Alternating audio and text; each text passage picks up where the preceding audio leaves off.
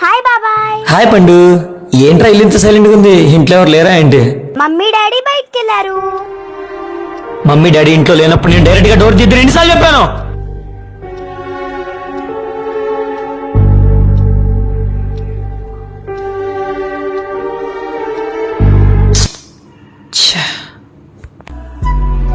అలా కాదమ్మా, బయట సొసైటీ మనం ఊహించినంత మంచిగా ఏం లేదు. వయసు గురించి కూడా ఆలోచించకుండా చెప్తాను కొడుకు. ఇంటికి ఎవరైనా వచ్చి డోర్ కొడితే మమ్మీనో డాడీనో పిలవాలి. ఒకవేళ మమ్మీ డాడీ ఇంట్లో లేకుండా నువ్వు ఒంటరిగా ఉంటే అప్పుడు ఇలా రా. ఇలా కిటికీలోంచి చూసి వచ్చిన వాళ్ళు తెలిసిన వాళ్ళైనా తెలియని వాళ్ళైనా సరే మమ్మీ డాడీ ఇంట్లో లేరు, బయటికి వెళ్ళారని చెప్పాలి. నువ్వు వెంటనే డోర్ తీయకూడదు, అర్థమైందా? ఇంట్లో ఎవరు లేనప్పుడు నీ జాగ్రత్త నీ చేతిలోనే ఉంటుందిరా.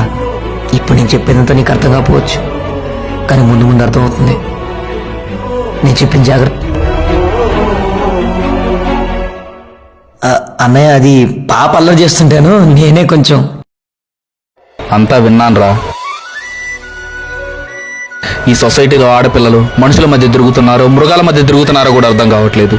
ఆడపిల్లలకి మంచి చెడుతో పాటు ఇలాంటి జాగ్రత్త నేర్పించడం కూడా చాలా అవసరం. మన జాగ్రత్త మన చేతిలోనే.